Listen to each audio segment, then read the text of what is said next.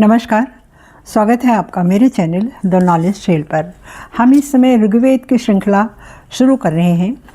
आज हम जानेंगे कि ऋग्वेद में अग्निदेव का क्या स्थान है।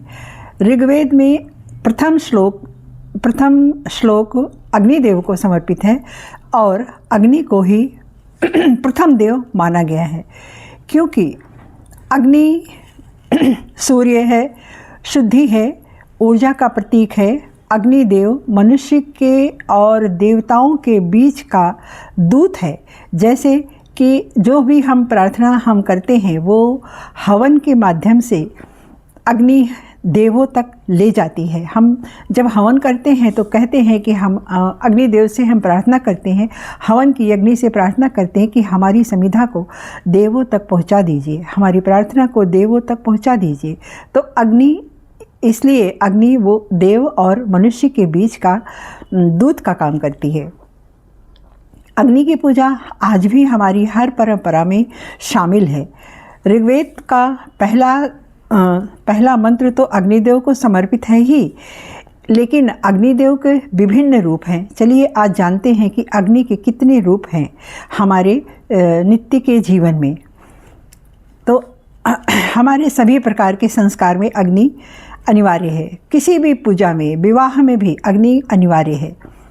अग्नि को साक्षी मानकर ही हम सारे काम करते हैं।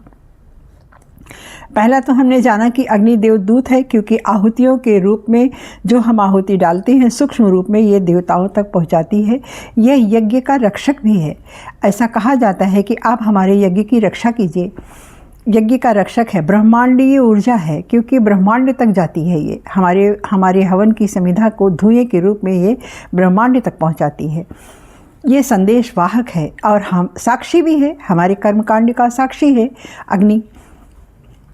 हमारे गृहस्थ जीवन में नित्य का काम बिना अग्नि के चल नहीं सकता, क्योंकि हम उस पर ही भोजन पकाते हैं अपना।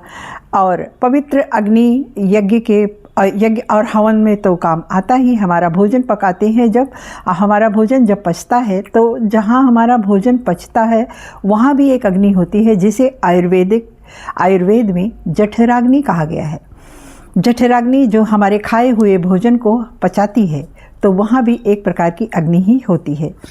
एक होती है दक्षिणाग्नि, जो पूर्वजों के, पितरों के श्राद्ध कर्म में प्रयोग की जाती है, उसे कहते हैं दक्षिणाग्नि। हमारे शरीर को, जिसे हम मिट्टी कहते हैं, जिसे हम जलाते हैं, तो वो पंचतत्वों में विलीन करने वाली अग्नि ही होती है, जो हमें मोक्ष प्रदान करती है।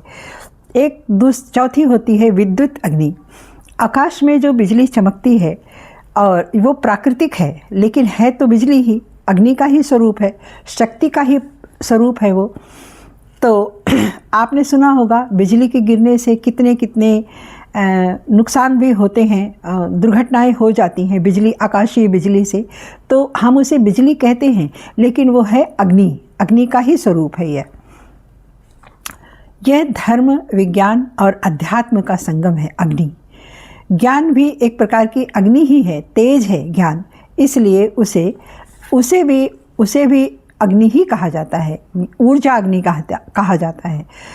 अज्ञान को जलाती है और आत्मा अज्ञान को जलाती है और ज्ञान को प्रवाहित करती है, तेज देती है ज्ञान में, इसलिए वो एक प्रकार की अग्नि है, वो भी एक अग्नि है। आत्मा भी एक तेज है, जो अग्नि का ही एक रूप है। तो इसलिए यह अग्नि जो है ऋग्वेद में जिसका वर्णन किया गया है, ये यज्ञ का पुरोहित भी कहा जाता है। एक तो हम बुलाते हैं पुरोहित जो हमारे कर्मकांड को कराता है, लेकिन दूसरा पुरोहित वो होता है जो हमारी समिधा की शक्ति को या धुएं के रूप में उसको ब्रह्मांड तक जो ले जाता है, वो भी पुरोहित का ही काम है। तो यज्ञ का पुरोहित है अग्निदेव, हमारी आहुति को देवों तक पहुंचाते हैं। तो इस प्रकार आज हमने जाना कि अग्नि के कितने स्वरूप होते हैं। अग्नि देवदूत है, गृहस्थ जीवन में भी हमारे काम आती है। एक दक्षिणाग्नि होती है, विद्युत अग्नि होती है और अध्यात्म की भी अग्नि होती है। हमारे तो इस तरह से अग्नि के कितने रूप हैं जो हमारे रोज के जीवन में काम आते हैं, और ऋग्वेद ने इनका वर्णन हजारों हजार साल पहले ईसा पूर्व 12,000 पूर्व ईसा 1200 ईसा पूर्व ही ये ग्रंथ लिखा गया था। कंठस्थ तो उसके पहले ही था, लेकिन इसको लिखा गया था 1200 ईसा पूर्व। तो आप समझिए कि जब कहीं किसी धर्म का पता नहीं था, तब हमारे ऋग्वेद ने ये ज्ञान हमें दिया। धन्यवाद।